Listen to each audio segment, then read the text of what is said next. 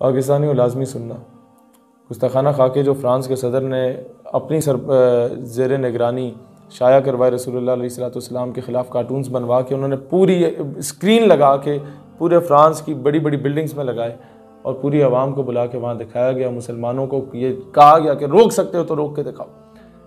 हम लोगों ने एहतजाज का ऐलान किया कि हमने फ्रांसीसी एम्बेसी की तरफ जाना है। 12 रबीउल अव्वल को 30 अक्टूबर का दिन बन रहा है और जुम्मे का भी दिन है, 1:30 बजे वहाँ जाएंगे। तो ये अंग्रेज़ों के कुत्ते नहलाने वाले जो इस मुल्क में मौजूद हैं वो कहते हैं कि जनाब FATF की ज़द में आ जाएगा मुल्क, हम दुनिया में अकेले रह जाएंगे।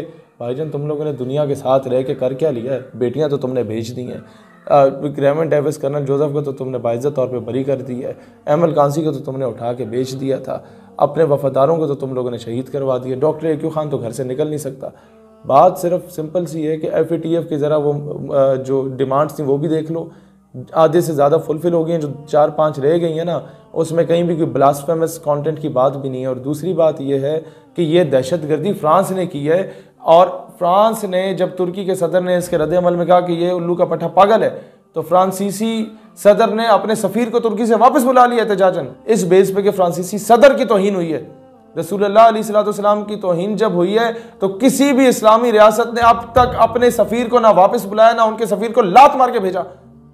और अभी हमें लॉलीपॉप दे रहे हैं, हम OIC का इजलास बुलाएंगे। हमें भी पता ये सऊदी अरब के जो उल्लू के पट्टे किस्म के औरत और शराब पे बिकने वाले ये शेख जहाँ पर मौजूद हैं, ये उल्लू के पट्टे जो हैं ये रन मुरीद टाइप के, ये जाके हुजूर की नामूस पे बात करेंगे, ये जाके दिफा करेंगे। मीर अरब को जिस जगह से ठंडी हवा आई थी, ये सल्तनत खुदादाद पाकिस्तान, ये बड़े सगीर, यहीं से लोग उठेंगे इंशाअल्लाह ताला। और हमने पहल करनी है फ्रांसीसी सफ़ीर को लात मार के वापस भेजें। हमारा काम एहतजाज है, हम जो कर सकते हैं वो तो करेंगे।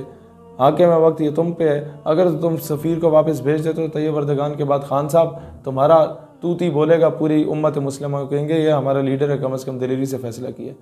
नहीं तो भिजवाना तो इस हमाम ने वैसे भी है। इंशाअल्लाह ताला अल्लाह करम नवाजी करेगा। ये जीत हार इस मामले में ये अल्लाह के हाथ में, वो हमें अभी जो है ना वो कामयाबी देता है या बाद में देता है, लेकिन मेहनत करना है हमारे ज़िम्मे।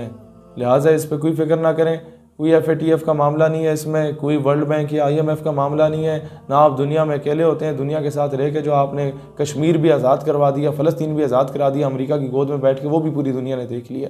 लिहाजा दिलेरी से निकलो और मेहरबानी करो। जो लोग पहले कहते हैं जी हॉलैंड के मामले में आप जब गए थे तो वापस आ गए थे, तो भाईजान आप निकल जाते, आप जाके बंद करा आते। हमारे इख्तियार में जो था हमने कर लिया।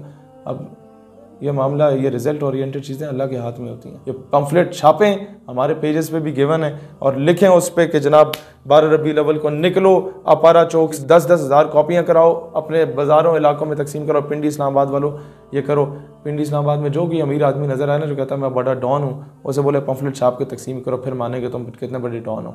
हुजूर के मामले में निकलते नहीं हो, इधर तुम बदमाशी दिखा रहे होते लोगों को।